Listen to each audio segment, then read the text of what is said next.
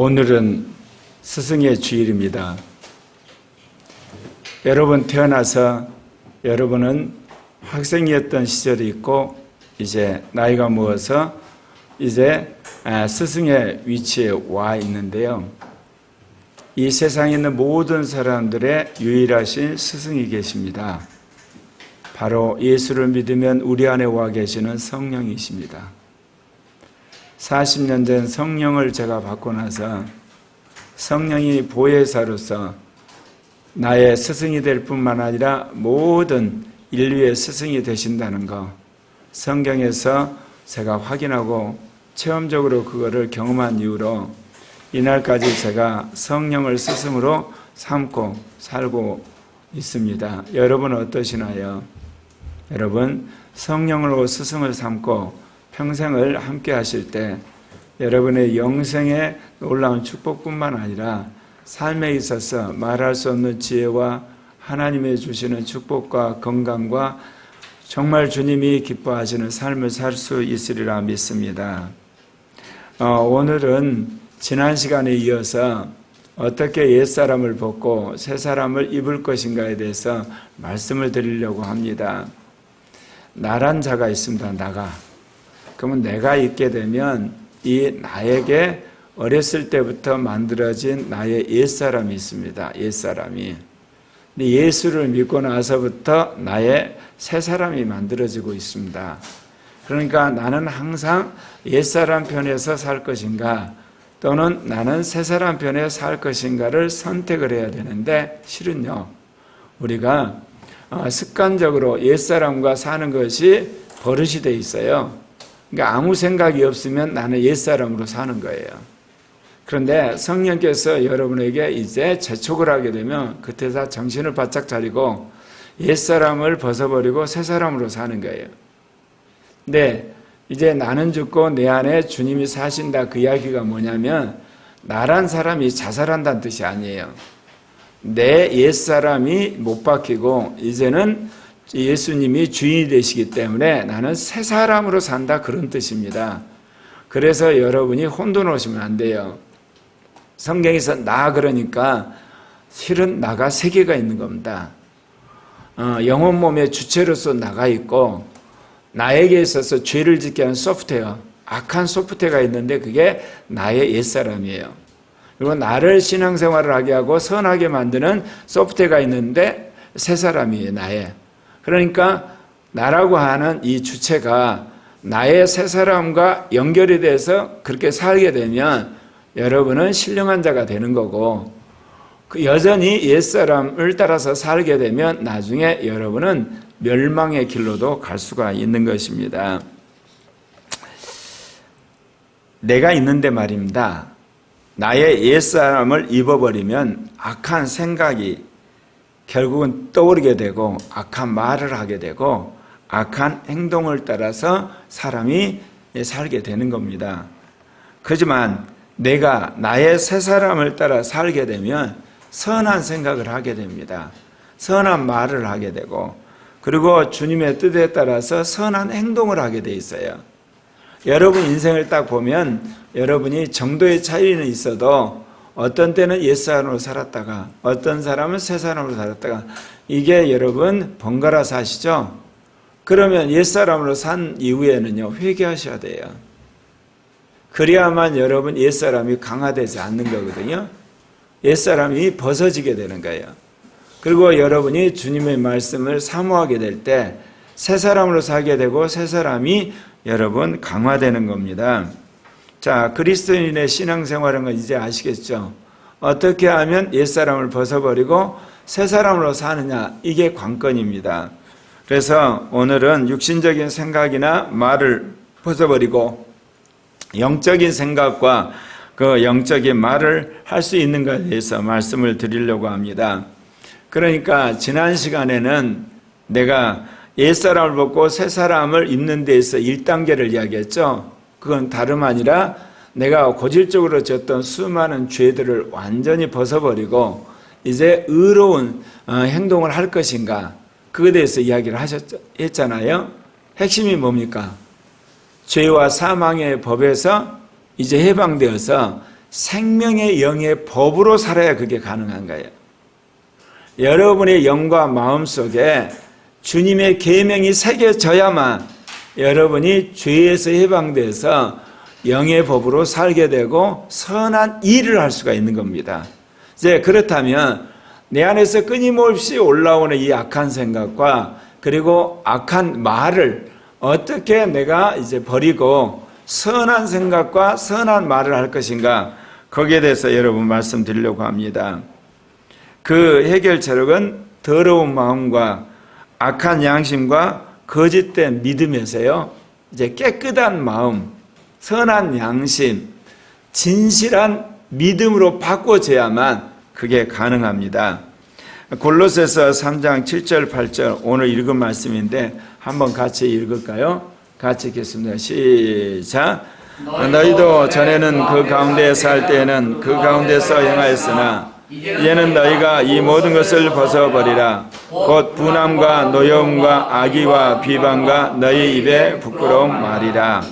그러면 이거 어떻게 벗어버릴까 이거야. 우리 안에서 우가고 올라오는 악한 생각들, 그 다음에 분노들, 그 다음에 여러 가지 악한 어떤 의도들, 그리고 더 나아가서 입에서 나오는 그야말로 험한 말들, 더러운 말들 어떻게 벗어버릴 것인가. 디모데전서 1장 5절이 우리에게 이야기하고 있습니다. 예, 디모데전서 1장 5절 함께 읽겠습니다. 이 교훈의 목적은 청결한 마음과 선한 양심과 거짓이 없는 믿음에서 나오는 사랑이거늘. 예, 그렇습니다. 여러분 어렸을 때도 그렇지만 예수를 믿고 난 영적인 어린아이 시절을 벗어나게 되면 여러분 어떠셔야 되나요? 여러분 어른이 되었을 때 그 과정에 중요한 것이 사람이 되는 겁니다. 마찬가지로 신앙생활도 마찬가지입니다. 신앙적으로 성숙한 사람이 되셔야지 먼저. 그러려면 어떻겠습니까? 오늘 나온 것처럼 깨끗한 마음의 소유자가 되도록 여러분이 훈련을 받으셔야 됩니다. 선한 양심의 소유자가 되도록 훈련을 받으셔야 돼요. 그리고 여러분 진실한 믿음의 소유자가 되도록 여러분 훈련을 받으셔야 돼요. 근데 예수를 믿고 나면 우리는 어떻습니까? 예배 드리는 것이 목적이 돼요. 열심히 헌금하고 봉사하고 전도하고 사역하고 은사 받는 거, 여러분 이게 목적이 되시면 안 돼요. 여러분의 목적이 뭐야 돼요? 내가 깨끗한 마음의 소유자가 되는 데 목적이 되셔야 돼요. 그리고 내가 선한 양심의 소유자가 되도록 양심 훈련해야 돼요. 그리고 진실한 믿음의 사람을 훈련하고 나서 여러분 교회에서 봉사를 하고 전도를 하고 그리고 남을 돕고 섬기는 사람이 되는 거예요. 한국 교회뿐만 아니라 전 세계 개신교가 이제 병이 들었어요. 그게 뭐냐? 사역 중심 또는 뭐냐면 능력을 나타내는 거, 그리고 어떻게 보면 객관적으로 사람들한테 과시하려고 하는 거, 그리고 어떤 업적을 나타내는데 이거 병든 겁니다. 왜냐? 내가 더러운 마음을 가지고 있는데, 내가 악한 양심을 가지고 있는데, 내가 거짓된 믿음을 가지고 있는데 겉으로 그렇게 해서 무슨 의미가 있겠습니까? 결국은 그래서 오늘날 개신교가 이 팬데믹 상황에서 완전히 몰락을 해버린 거예요. 그것도 세계 선교의 중심 국가란 나라들이 그렇게 된 거예요, 여러분. 첫 번째, 더러운 마음이 청결한 마음으로 바뀌면서 거룩한 생각과 말을 하게 됩니다.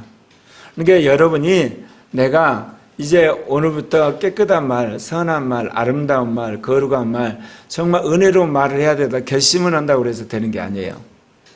여러분의 더러운 마음을 여러분 깨끗한 마음으로 바꿔놓으면 자연스럽게 선한 말 하게 돼 있어요. 은혜로운 말이 나와요. 진실한 말이 나오는 거예요.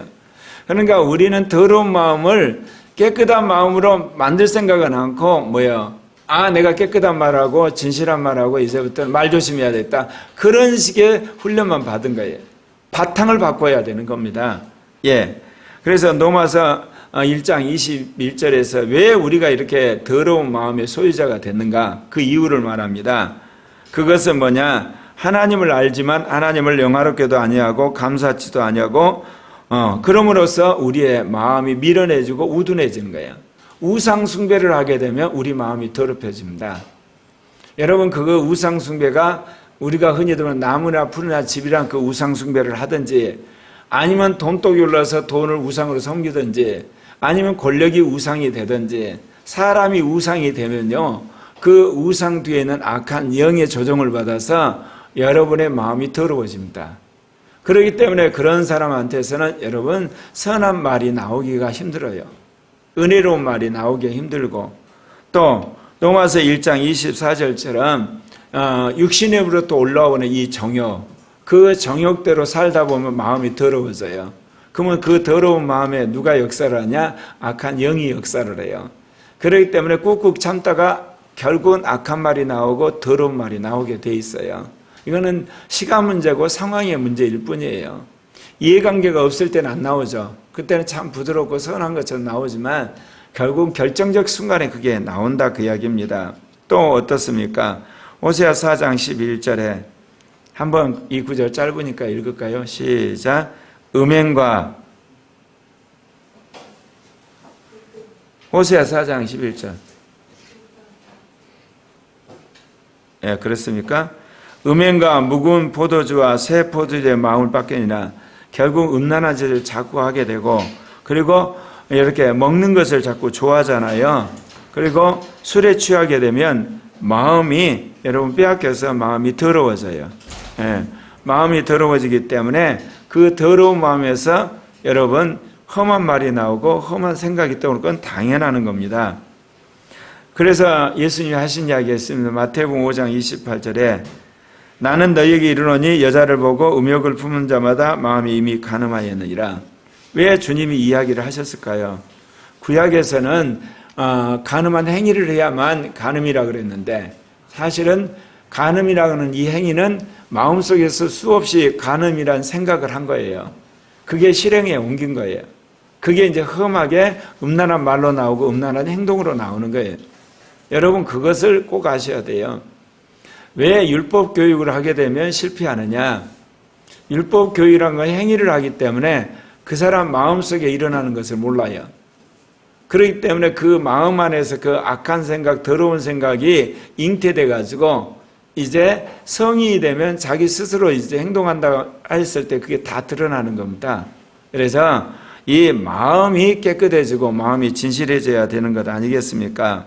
그런데 예수님이 뭐라고 이야기했냐면 바리새인들을 향해서 마태복음 12장 34절에 보면 독사의 자식들아 너희는 악하니 어떻게 선한 말을 할 수 있느냐? 이는 마음에 가득한 걸 입으로 말하며. 이거 잘 들으셔야 돼요. 여러분, 바리새인들이 항상 악한 짓 했나요? 악한 말을 했나요? 악한 생각을 그런 짓을 했나요? 안 그랬어요. 11조 열심히 했어요. 주일날 예배 열심히 드렸어요. 기도도 열심히 했어요. 그리고 사람들을 구제도 많이 했어요. 그런데 주님이 뭐라고 그래요? 독사의 자식들아 너희가 악하니 어떻게 선한 말을 쓰임? 너희 마음에서 가득한 것을 말한다. 가득했대요. 우리는요, 겉으로 드러난 사람들의 선한 행동 몇 가지를 보고 선하다 평하다 해서 주님 그렇게 절대로 안 보세요. 그 마음이 뭐가 점령이 됐냐? 선한 마음, 선한 생각이 점령이 됐냐? 악한 생각이 점령이, 주도권을 이야기하는 주도권. 이거 잘 들으셔야 돼요.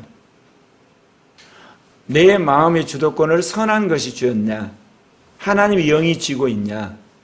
아니면 악한 영이 쥐고 있냐에 따라서 판가름이 나는 거예요.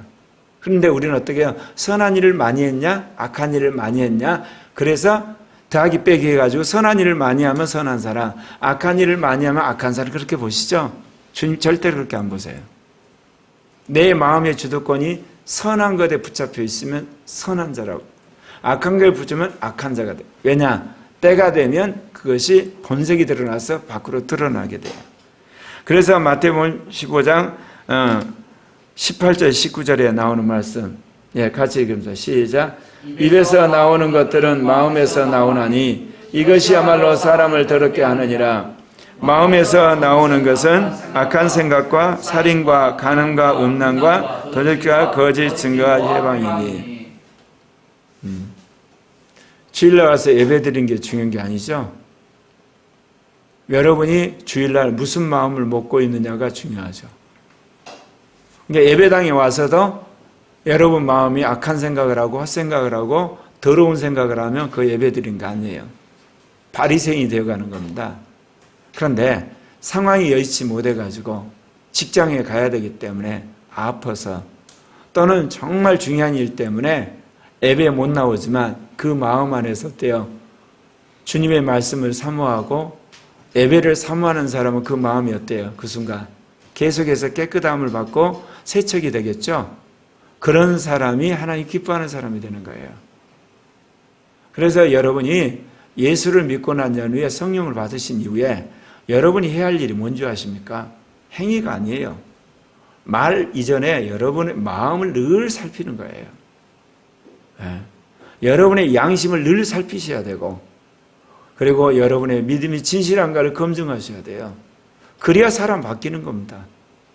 그러면 나중에 말에 이제 절제하게 되고 행동이 바뀌는 거예요.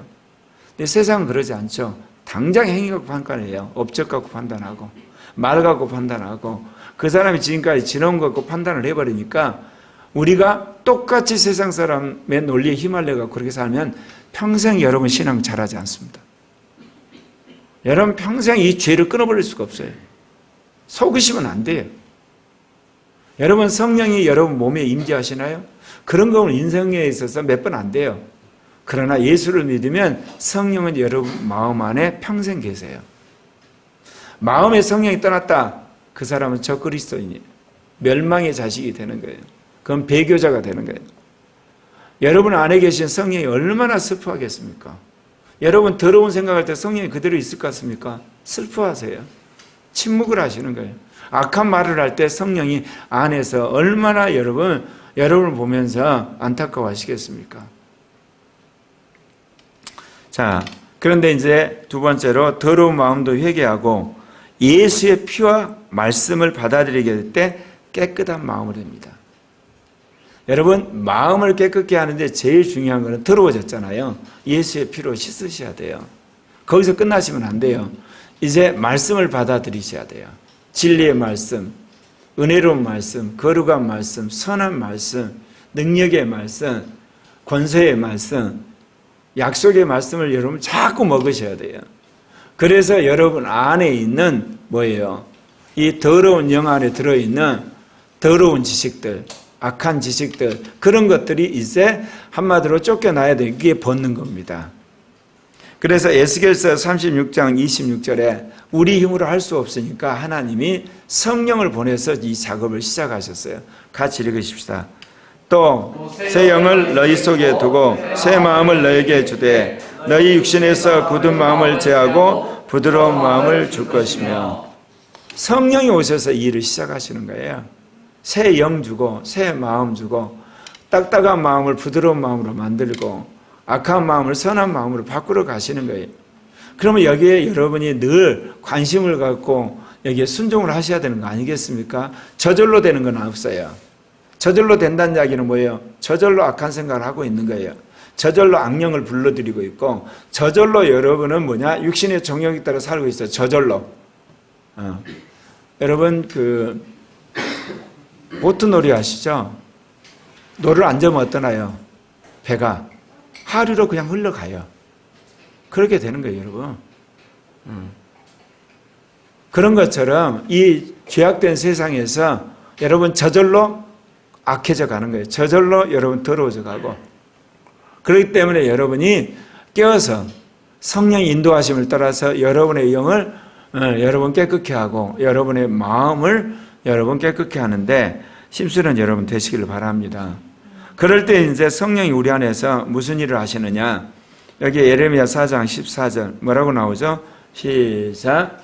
예루살렘아 내 마음의 악을 씻어버리라. 그리하면 구원을 얻으리라. 내 악한 생각이 내 속에 얼마나 오래 머무느냐. 자, 악이 어디 있습니까? 마음 안에 있습니다. 마음의 악을 씻어버리라고 이야기했어요. 어떻게 씻어버리나요? 여러분이 회개하심으로 씻어버리는 거예요. 예수의 피로 닦는 거고, 그리고 성령 충만할 때 이 마음에 있는 악이 떠나가게 되는 겁니다. 그 작업을 하셔야 돼요, 여러분. 예. 그랬을 때 사도행전 8장 22절, 주님은 어김없이 우리에게 약속하신 대로 우리의 모든 것들을 여러분 씻어주시죠. 그러므로 너의 이 악함을 회개하고 주께 기도하라. 혹 마음에 품은 것을 사하여 주시리라. 마음에 품은 것을 주님이 용서해 주신다는 거죠. 그래서 여러분에게 늘 말씀드리는 게 뭐냐? 마음을 깨끗게 하시라는 거. 그리할 때 여러분의 생각이나 마음이 여러분 선하게 되고 은혜롭게 되고 하나님이 기뻐하는 사람이 되는 거예요.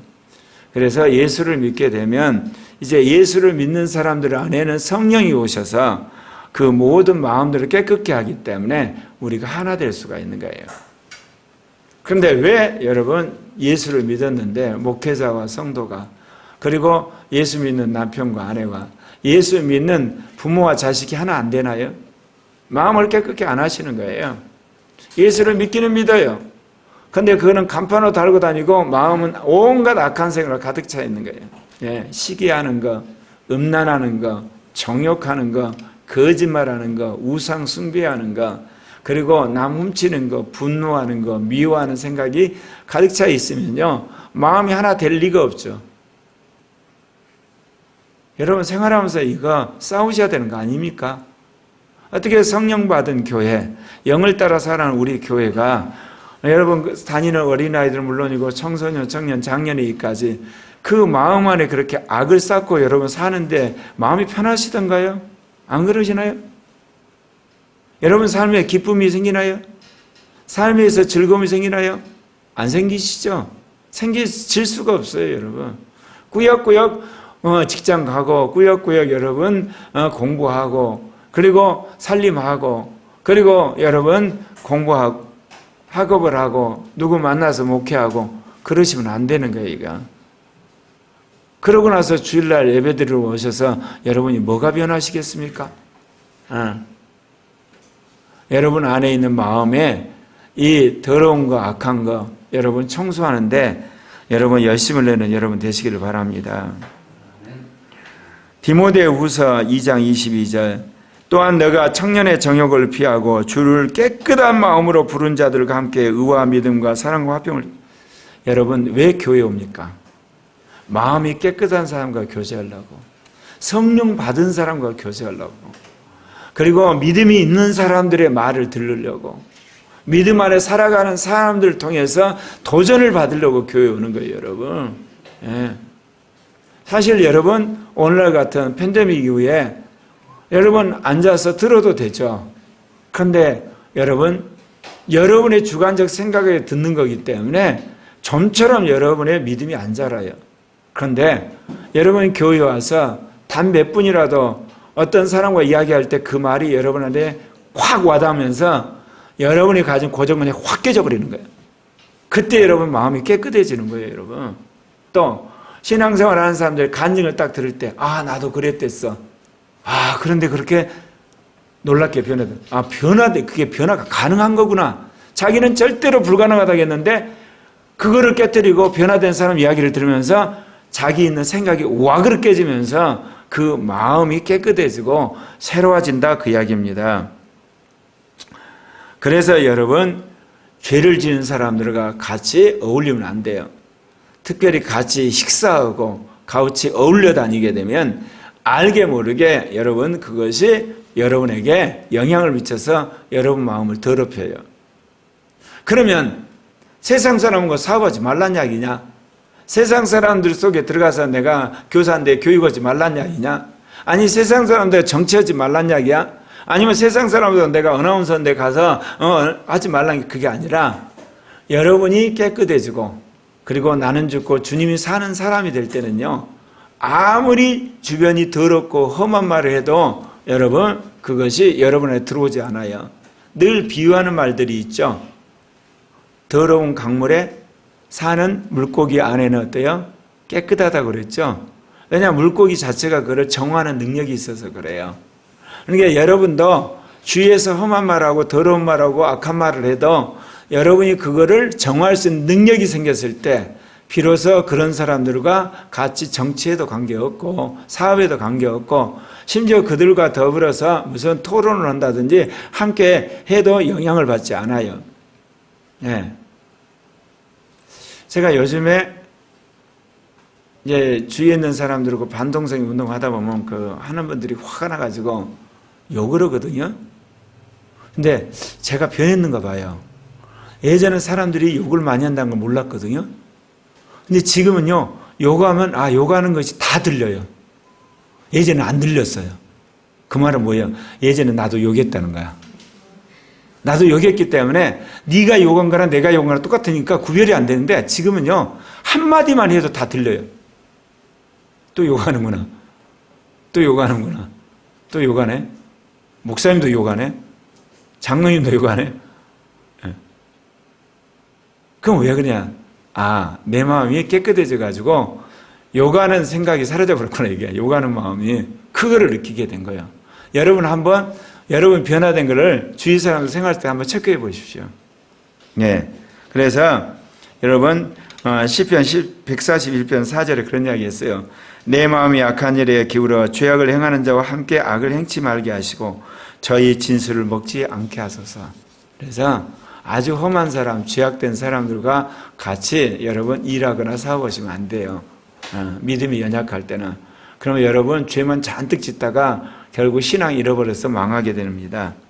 예. 세 번째, 이제 성령이 깨끗한 마음의 역사를 하게 되면 선한 생각과 선한 말이 튀쳐나옵니다. 예. 그러게 되는 거예요, 여러분.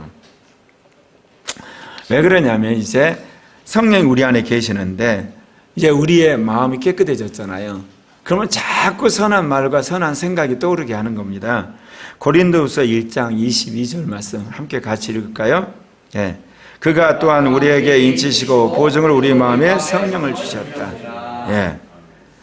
에스겔서 11장 19절 20절에도 내가 그들에게 한 마음을 주고 또 그 속에 새 영을 주며 그 몸에서 돌 같은 마음을 제거하고 살처럼 부드러운 마음을 주어 내 율례를 따르며 내 규례를 지켜 행하게 하리니 그들은 내 백성이 되고 나는 그들의 하나님이 되리라. 이제 그렇게 되는 겁니다. 이제 그렇게 될 때 무슨 일이 벌어지냐? 여러분 마음속에서 기도가 터져 나오고 간구를 하게 되고 더욱더 감사함으로 하나님의 구하는 자가 자연스럽게 돼요. 제가 이게 주님 보시기에 좀 괜찮아졌는가 봐요. 왜냐하면 요즘에 열심히 기도를 해요. 제가 장신대 앞에서 동성애 인권 하는 신학생을 옹호한 총장 사퇴 기자회견을 했는데 그거를 이제 한 2주 전부터 준비를 하면서 내 마음속에 약간의 두려움이나 이제 예를 들면 걱정, 근심이 생기는 거예요. 그러면 예전 같으면요. 그거를 꾹꾹 눌렀어요. 근데 요즘에 좀 사람이 됐는가 봐요.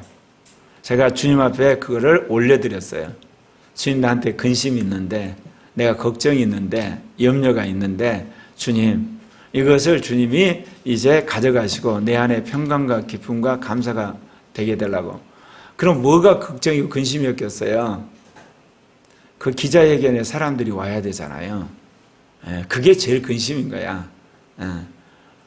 사람을 채워놓고 해야지 뭔가 이렇게 구색이 맞고 그래야지 그게 이제 그 당사자들의 압력이 되죠. 또 기자들이 와야 되는 거야. 기자들이 와야지 이제 뭐가 되는데 그게 근심이고 염려야. 내 개인적으로 하는 게 근심 염려가 아니고. 그런데 그 옛날 같으면 제가 열심히 전화하고 예를 들면 혼자 이게 그 불안을 누르는데 요즘에는 그걸 놓고 주님 앞에 기도하면서 내 마음에 있는 걱정이나 근심이나 염려를 이제 한마디로 던져버리는 거죠. 그랬더니 전혀 연락도 안 한 사람이 카톡을 보고 2명이나 왔어요. 그래가지고 한 12명 오셨고 기자들도 한 4분 오셨고 이제 그랬댔거든요. 여러분 마음에 여러분이 선한 생각, 선한 말을 하게 되는 거 노력하고 되기보다는 여러분 마음이 깨끗해지고 성령에 사로잡히게 되면 그냥 선한 말을 하고 선한 생각은 떠오르게 돼 있어요. 그럼 믿으십니까? 예. 로마서 6장 17절에 하나님께 감사하리로다. 너희가 본래 죄의 종이더니 너에게 전하여 준 바 교훈의 본을 마음으로 순종하여. 마음이 청결하면요. 하나님 말씀에 순종이 자연적으로 돼요. 왜냐하면 그걸 거여가는 더러운 생각이 없거든요. 아까운 생각들이 사라졌어요. 그러니까 순종하게 돼 있는 거죠. 안 그렇습니까? 그러면 어떤 일이 벌어지나요? 마태복음 5장 8절에 같이 읽까요? 마음이 청결자는 복이 있나니 저희가 하나님을 볼 것이요. 하늘나라 가서 입신한다는 거예요. 그래서 언제쯤 제가 죽기 전에 저 입신할 거다 믿어졌어요. 예전에는요, 입신한다면 까마득해. 나같이 이렇게 더러운 사람이 어떻게 하나님 앞에 가냐. 나는 평생 하나님 못 볼 거다. 근데 이렇게 마음이 점점 깨끗해지면 어느 날 갑자기 하늘나라 갔다 올 것 같아요. 왜? 마음이 깨끗한 사람은 하나님 본다 그랬으니까 기회히 봐야지. 예. 여러분, 마음을 깨끗게 하시길 바랍니다. 두 번째, 이제 악한 양심이 선한 양심으로 바뀌면 선한 생각과 말만을 하도록 돼요. 그런데요, 죄를 짓고도 회개하지 않으면 양심이 악해져 갑니다. 양심도 가변적이라는 거 아세요? 우리는 하나의 잘못된 생각을 가지고 있어요. 양심은 불변하다. 아닙니다. 양심이 원래 선과 악을 판단하는 능력이거든요. 그런데요, 여러분, 이게 죄를 자꾸 짓고 회개를 안 하면 양심 자체가 망가져요. 그렇기 때문에 죄를 더 심하게 짓고 더 많이 짓고 악랄하게 짓는 거예요. 왜냐하면 양심이 파괴되어 버리기 때문에. 양심이 이제 선악을 판단하는 기능을 상실해 버려요. 그러면 그 다음부터는 어떻게 했어요? 선을 행하는 게 아니에요. 악만 행하고 악한 짓을 하는 거예요. 여러분, 갈수록 사회가 악해져 간다 그러죠? 더러워진다도 말세라 그러죠? 왜 그럴까요? 예. 왕정체제에서 민주화로 돼서 그래요. 공화정으로 되고. 오늘날은 이제 어때요? 이 사회에 대한 공동체 규범, 가문의 규범, 회사의 규범, 학교의 규범 다 깨지고 철저하게 개인주의가 되죠. 팬데믹 이후로는 더욱더 개인주의가 되잖아요. 개인주의가 됐다는 이야기는 뭐겁니까? 내 삶을 억압하는 규율이 다 사라진 거예요. 그러니까 이제 내 마음대로 하는 거예요. 내 마음대로. 내가 옳다고 판단하는 것이 옳은 거예요. 내가 좋은 게 좋은 거고, 내 정욕이 좋은 거고. 요즘에 이제 김마리 간사하고 우리 어린아이들, 청소년들 이제 그런 양육에 대해서 같이 의논도 하고 신목사님 하면서 확실하게 시대가 바뀌었어요. 아이들 주관이 너무너무 세요. 근데 대부분 뭐예요? 정욕이야. 육신적인 거야. 자기 좋은 거 고집 부리는 거야. 전쟁을 하고 있어, 전쟁을. 그대로 놔두게 되면 어때요? 신앙도 팔아먹어요. 그리고 특히 이게 강북 같은 데는 아이들이 공부를 안 하잖아요. 그러니까 어때요? 자기는 공부를 대단히 잘한 것 같지만 천만의 말씀. 인서울도 못해요. 엄마 아빠가 나름대로 지금 있는 직장 못 들어가요. 정말 이마트에서 알바 인생 외에는 없어. 근데 그런 이야기 하면 애들이 이해를 안 해. 왜? 자기 주관이 너무 뚜렷하니까. 자기는 잘 살고 있다니까. 제가 강남에 가서 수학 교사한 것이 제 인생의 또 다른 세뇌라고 그랬죠. 한마디로 내가 깨어지는 인생. 대한민국이 아니야.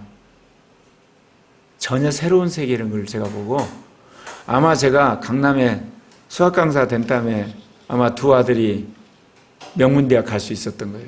왜냐하면 20년 전 생각에서 나도 그랬거든요. 공부는 지가 알아서 해. 딱 가서 공부는 부모와 자식이 함께 하더라고, 강남 갔더니. 그런 세계예요, 여러분.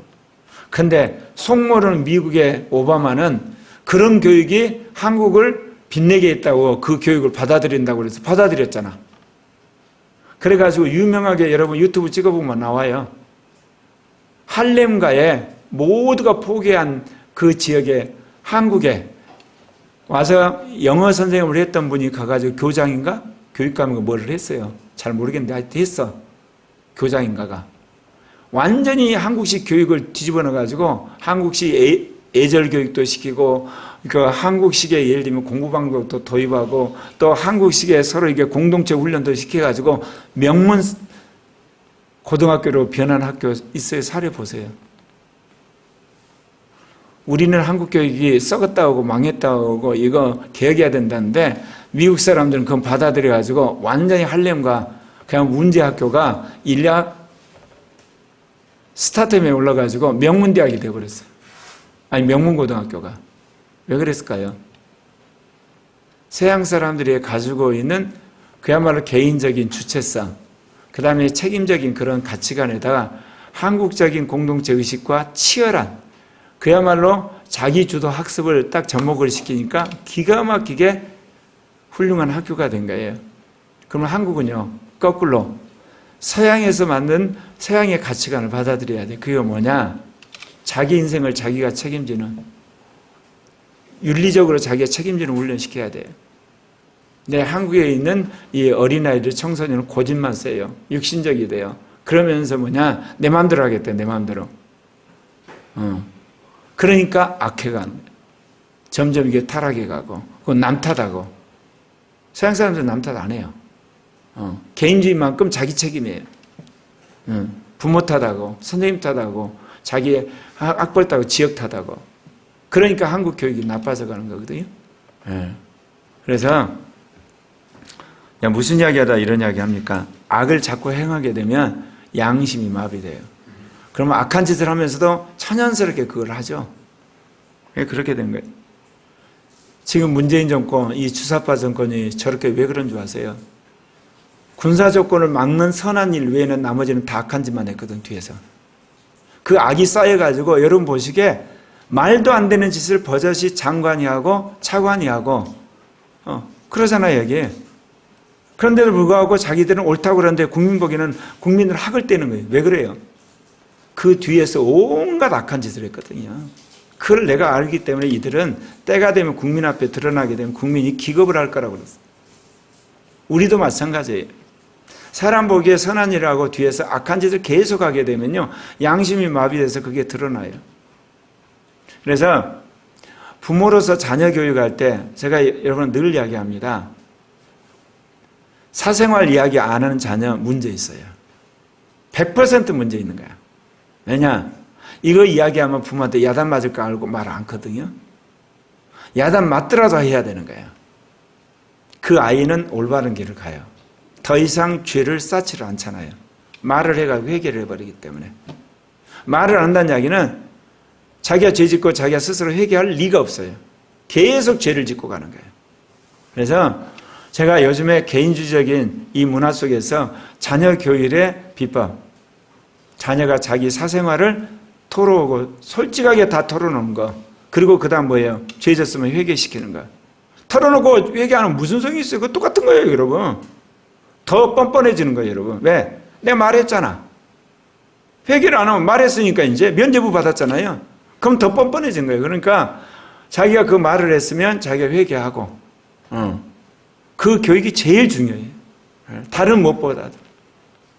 신앙교육보다 더 중요한 거예요. 신앙교육도 그게 토대가 안 되면 무슨 소용이 있어요? 겉으로 보기엔 기도하고, 뭐 큐티하고, 예배 나오고, 나름대로 이렇게 착한 것 같은데, 안에서는 악이 계속 자라고 있는데, 특히 양심이 망가지고 있는데, 무슨 의미가 있겠습니까? 왜 우리가 부모가 우상숭배하면 안 될까요? 자녀들이요, 우상숭배하면 되는구나. 그런 생각 속에서 그걸 하게 되면 양심이 마비되는 거예요, 여러분. 그래서 여러분 먼저 믿는 사람이 죄를 지면 안 되는 겁니다. 그래서 고린도서 8장 10절에 이런 말이 있습니다. 그러나 이 지식은 사람마다 가지지 못하여 어떤 이들은 지금까지 우상에 대한 습관이 있어 우상의 제물로 알고 먹는 거로 그들의 양심이 들어오니라. 잘 들으세요. 제사 음식 먹으면 안 된대. 그 생각을 가진 사람은 제사 음식을 먹으면 안 되는 거예요. 제사 음식을 먹으면 안 된다는데 자기가 그걸 거역하고 먹잖아요. 그럼 양심이 마비돼요. 음란한 것은 죄돼 알고 음란한 짓을 하면 양심이 마비돼요. 도둑질을 하면 지옥 간대 했는데 그거를 알고도 도둑질을 하잖아요. 양심이 마비되는 거예요. 그런데 우상 숭배가 죄인 줄 모르는 사람이 있어요. 처음 교회에 나온 사람. 우상 제물을 먹어도 양심이 마비되지 않아요. 왜? 죄인지를 인식을 못했기 때문에. 이것이 여러분 초신자와 성숙한 사람의 차이예요. 신앙이 좀 있다는 사람은 성경 말씀을 다 알잖아요. 근데 짐짓 죄를 짓죠. 그러면 양심이 급속히 마비되는 거예요, 여러분. 그거 아셔야 돼요. 근데 초신자는 죄를 잘 몰라요. 그렇기 때문에 그냥 초신자로 있는 거예요. 네. 디모데전서 1장 19절에 한 이야기. 어떻게 해서 타락하냐?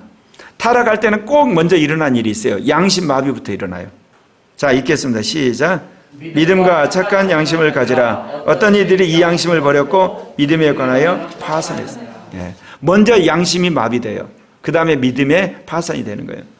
그러면 오늘 이 시대에 여러분 양심적이라는 건 뭐겠어요? 부모와 자녀 사이에 사생활을 서로 주고받아야 돼요.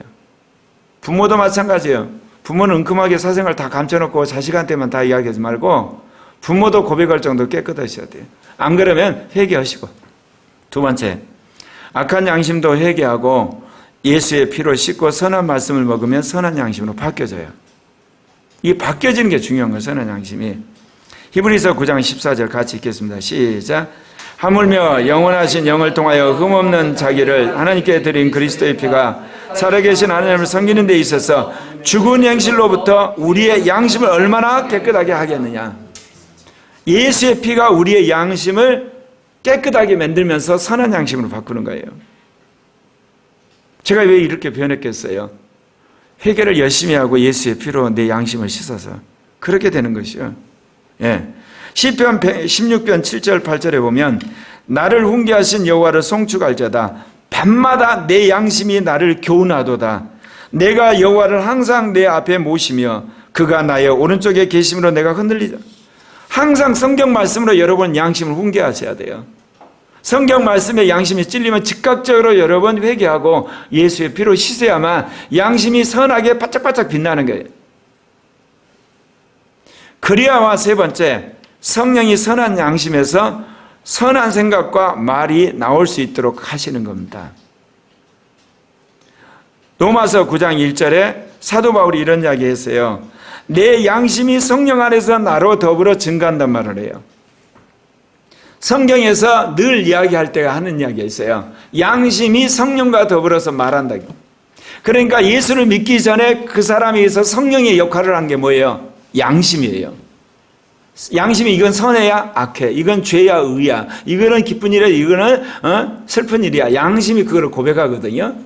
그러니까 예수를 믿지 않는 사람들 중에 선한 일을 자꾸 하려고 하는 사람이 어떻게 했어요?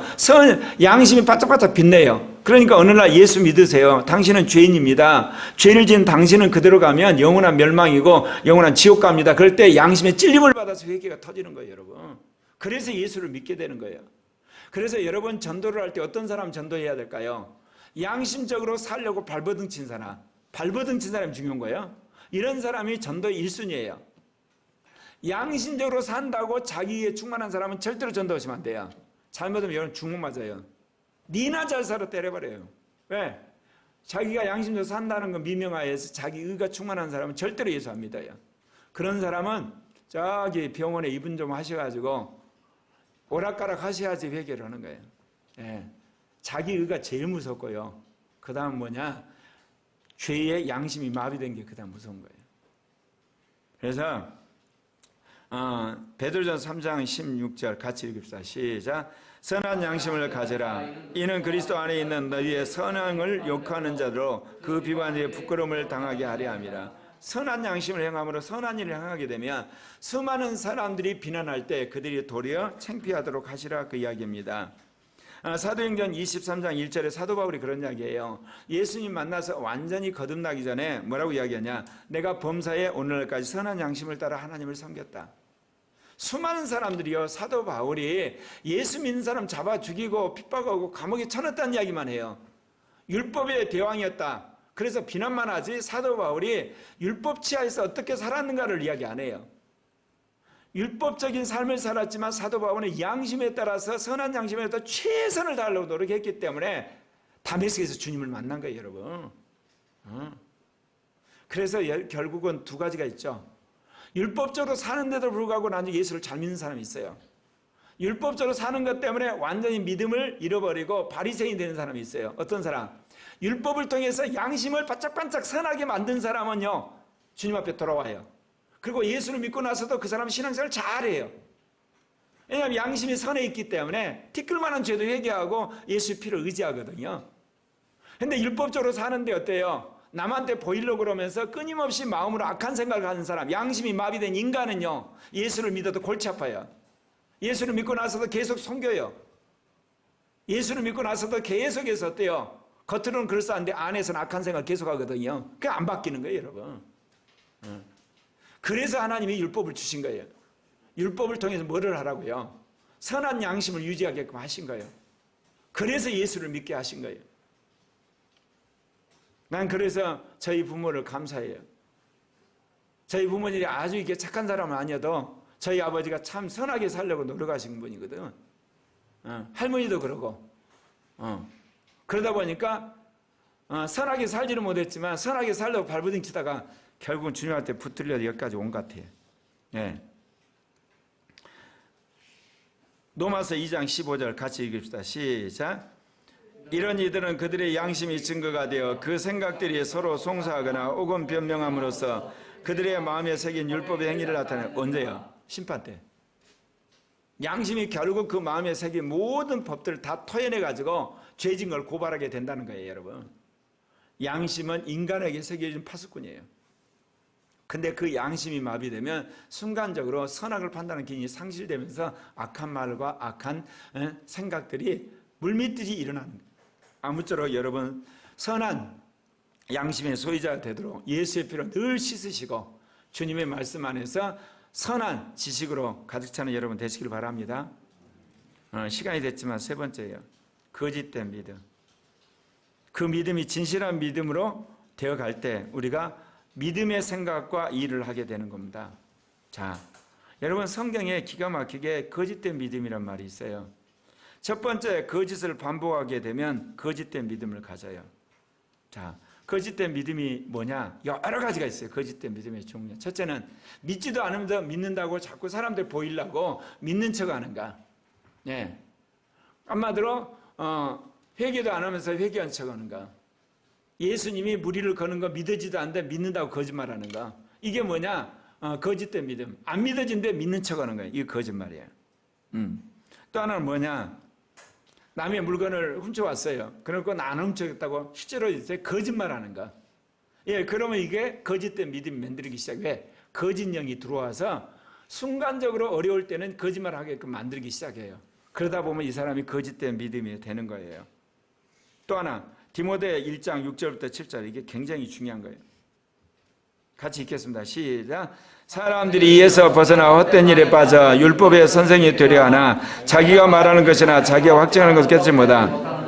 마음은 전혀 그럴 생각이 없는데 겉으로 계명을 지키는 것처럼 주일 성수하는 것처럼 예배 잘 드리는 것도 유장하게 되면 그 사람은 거짓된 믿음에 들어온 거예요. 이걸 회개하셔야 돼요. 이야기가 그런 거예요.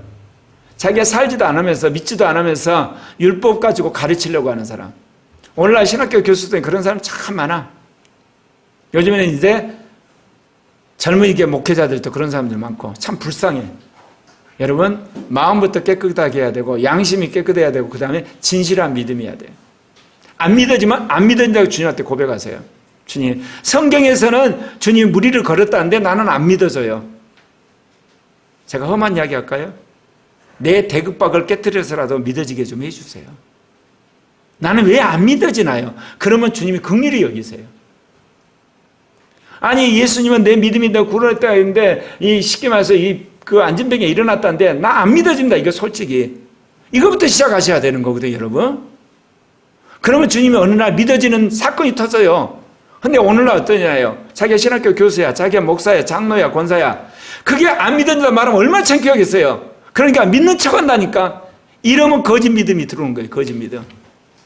그래서 여러분 창피를 무릅쓰고 돈에 손해를 머금쓰고 심지어 쫓겨나는 안이 있더라도 거짓말 하시면 안 돼요, 여러분. 거짓 믿음이 들어와 본다니까. 그러면 거짓 믿음은 나중에 여러분 멸망의 길로 가는 거예요, 여러분.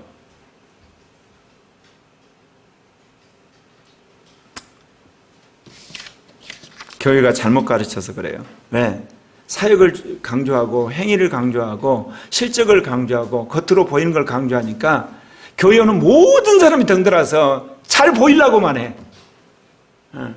그런데 그 중에 양심 있는 사람은 돌아가서 자기 혼자 울면서 회개하거든. 주님, 내가 오늘 한마디로 말 믿음이 있는 척했고 내가 잘 보이려고 그랬고 내가 선한 척하고 나 부부싸움 안 한 척했고 참 죄송합니다. 그런 사람은 사람이 변해요. 그래도.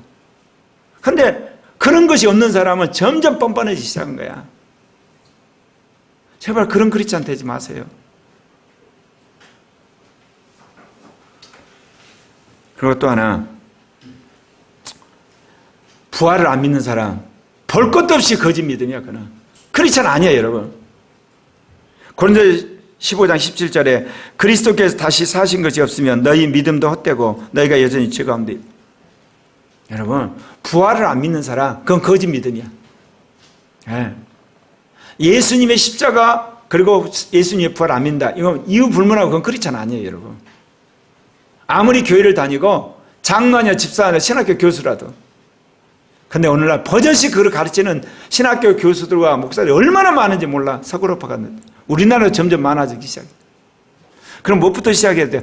주님, 도저히 내 대급박으로는 부활에 안 믿어집니다. 10년이든 20년이든 이거 갖고 싸워야 되는 거야. 그게 믿어야 크리스찬이 되는 거거든. 또 뭐예요? 행위로 성령 받으려는 사람, 이거 거짓된 믿음이에요. 갈라디아서 3장 2절에 나오나요? 같이 읽읍시다. 시작. 내가 너희에게 다만 이것을 알려하노니 너희가 성령을 받은 것이 율법의 행위로냐 듣고 믿음으로 성령 받은 거예요, 여러분. 믿음이 없어서 성령이 충만 안 한 거지, 여러분 행위가 부족해서 그런 게 아니라니까. 잘 들으세요, 여러분. 이게 전부 거짓된 믿음이야, 여러분. 야고보서 2장 14절. 내 형제들아, 만일 사람이 믿음이 있노라 하고 행함이 없으면 무슨 유익이 있어요? 그 믿음이 능히 자기를 구하는. 예수 믿은 지 5년이 되고 10년이 되고 20년이 됐어, 행함이 없어, 그건 거짓된 믿음이야. 회개 빨리 해야 돼. 헛짓하고 있었던 거예요, 지금까지. 안에서 악이 자랐고 거짓이 자라고 그 안에서 그야말로 잘못이 자라고 있는 거예요, 여러분. 근데 우리는 뭐냐? 교회 다닌 것으로 헌금하고 크리스찬에 이게 표적 보고 그 사람 잘 신앙생활을 했다, 목회자들이 공모하고 있는 거예요, 여러분. 행함이 없으면 믿음이 죽은 거라니까. 그걸 방치하면 안 돼요.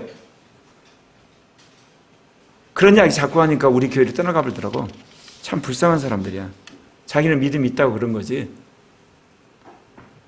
성경 말씀 갖고 내가 가르치면 여러분들이 힘들어하잖아. 근데 힘든 게 복이라니까. 그런 속에서 여러분이 어때요? 진실한 믿음의 사람이 되잖아. 내가 뭐 안 놔두고 여러분을 괴롭히겠어요? 안 그러겠어요? 두 번째, 거짓 믿음도 회개하고 예수의 피로 또 씻어요. 진리의 말씀을 받아들이면 진실한 믿음으로 바뀌어요. 로마서 10장 17절 같이 읽겠습니다. 그러므로 믿음은 들음에서 나며 들음은 그리스도의 말씀으로 말면, 말씀을 자꾸 들어서 잘못된 말씀을 퍼내고 성경 말씀을 담아야만 진실한 믿음으로 바뀌어지는 거예요. 로마서 10장 10절 같이 읽겠습니다. 사람이 마음으로 믿어 의에 이르고 입으로 시인하여 구원에 이르느니라.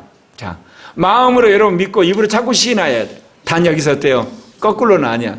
입으로 시인한다고 해서 마음으로 믿는 건 아니야. 그러니까 여러분이 딱 봤을 때 마음으로 믿고 싶어, 그러면 입으로 시인해버려. 마음이 없으면 하지 말고.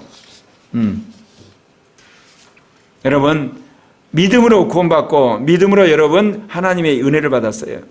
그렇기 때문에 여러분이 어찌하든지 이 믿음을 끝까지 굳게 여러분 마음에 간직하는 여러분 되시기를 바랍니다. 자, 에베소 3장 17절 같이 읽겠습니다. 시작. 믿음으로 말미암아 그리스도께서 너희 마음에 계시게 하옵시고 너희가 사랑 가운데 뿌리가 박히고 터가 굳어져서. 그리스도가 마음에 계신 사람은 천국 가겠죠. 그럼 어떤 사람이 그리스도가 맞으면 끝까지 계시겠어요? 주님의 나의 구주란 것을 마음으로 믿고 입으로 시인하고 순종해 가는 사람, 그런 사람 주님이 계신 거 아니겠습니다? 그렇습니다. 이제 마지막 세 번째, 성령이 진실한 믿음에서 나온 생각과 말을 통해서 다른 사람에게 믿음을 만들어주기도 하고 그 일을 성취하게 하세요. 진실한 믿음에서 나오는 그 말과 생각이 다른 사람의 영향이 줄 뿐만 아니라 자신이 하는 말을 성취하게 하는 겁니다. 그래서 아까 읽었던 말씀 에스겔서 36장 26절 20절 이건 마음에 새겨서 이것이 여러분 안에 이루어져야 이게 정말 중요한 말씀이에요. 같이 읽겠습니다. 또 새 영을 너희 속에 두고 새 마음을 너희에게 주되 너희 육신에서 굳은 마음을 제거하고 부드러운 마음을 줄 것이며 또 내 영을 너희 속에 두어 너희로 내 율례를 행하게 하리니 너희가 내 규례를 지켜 행할지라. 안에서 영이 여러분의 율례와 규례를 지키게 한다니까. 그러지 않는 사람은 영에 순종하고 있지 않아요. 이거는 모르는 사람 모르지만 코리아 교회에 다니는 사람 이거 아마 수백 번 들었잖아요. 그런데 삶이 안 바뀌었다, 말이 안 바뀌었다, 결국 안에서 영을 거부하고 육신적으로 살고 있는 거예요. 볼 것도 없어요. 여러분, 신앙 있는 척 하지 말라고. 토해내세요. 내가 어떤 욕심으로, 어떤 욕망으로, 그리고 내가 어떤 거짓말로, 내가 어떤 악한 생각을 하고 있는 거 토해내셔야 돼요. 그래야만 안에서 성령이 여러분을 바꿔서 여러분의 영과 여러분 마음의 법을 새기고 율례를 새겨서 겉으로 그렇게 행하고 그렇게 말하게끔 하신다, 그 이야기입니다. 로마서 3장 20절에 그런으로 자랑할 것이 뭐가 있냐? 무슨 법이냐? 행위법이 아니라 믿음의 법이다. 믿음이 오게 되고 그 믿음 안에 성령이 역사하고 성령이 우리 안에 이제 영과 마음의 법을 새기고 율례를 새기고 그리고 규칙을 새기게 되면 내가 그렇게 살게 된다, 그 이야기입니다. 예. 디모데전서 6장 12절 같이 읽겠습니다. 시작. 믿음의 선한 싸움을 싸우라. 영생을 취하라. 이를 위하여 내가 부르심을 입었고 많은 증인 앞에 선한 증을. 믿음의 선한 싸움이 있는 거예요, 여러분. 믿음이라 그러니까 교회 다니고 기도하고 그것을 끝난 줄 알아요. 믿음의 선한 싸움, 직장에 싸워야 되는 거예요, 여러분.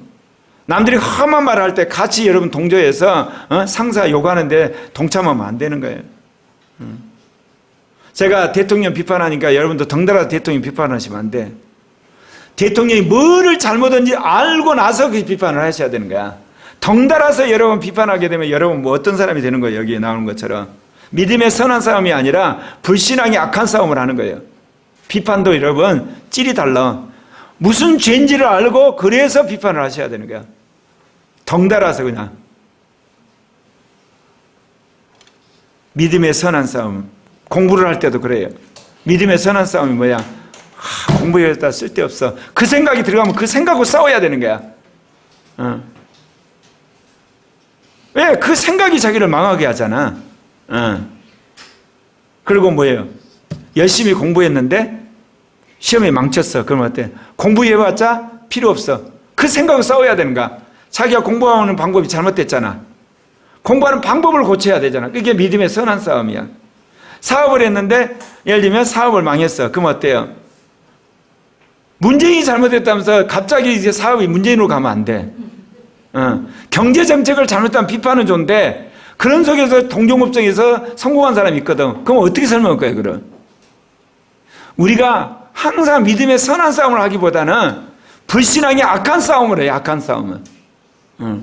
나라 정책을 이야기할 때는 이런 경제정책, 예를 들면 탈원전 정책, 예를 들면 태양광 정책 잘못했다, 오케이. 하나, 내 사업 잘못한 건 내가 잘못한 거야. 그렇게 해야 돼. 이번 선생님이 진짜 이게 잘못한 거야.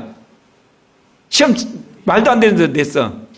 그런데 여러분이 지혜롭게 선생님이 예고를 한다고. 그걸 귀담아 듣지 않았거든. 그러니까 자기 마음대로 공부한 거야. 자기 좋은 대로. 그러니까 망하지 뭐. 그럼 뭔 이야기를 하느냐, 여러분 안에. 믿음의 선한 싸움을 하셔야 되는 거예요. 자, 히브리서 12장 2절 마지막 읽겠습니다. 믿음의 주여 또 온전케 하시는 이인 예수를 바라보자. 저는 그 앞에 즐거움을 위하여 십자가를 참으사 부끄러움을 개의치 아니하시더니 하나님 보좌 우편에 앉으시는. 자, 예수님 십자가에서 죽으실 때 뭐를 기다렸다? 하나님 보좌에 앉은 즐거움을 기다렸다. 여러분 믿음의 선한 싸움을 싸웠을 때 하나님이 달려갈 길 다하는 후에 여러분의 하늘나라에서는 영광의 면류관이 기다리고 이 땅에서는 하나님이 성취하는 축복을 주실 줄 믿습니다. 믿음의 선한 싸움을 싸우는 여러분 되시기를 바랍니다. 기도하십시다.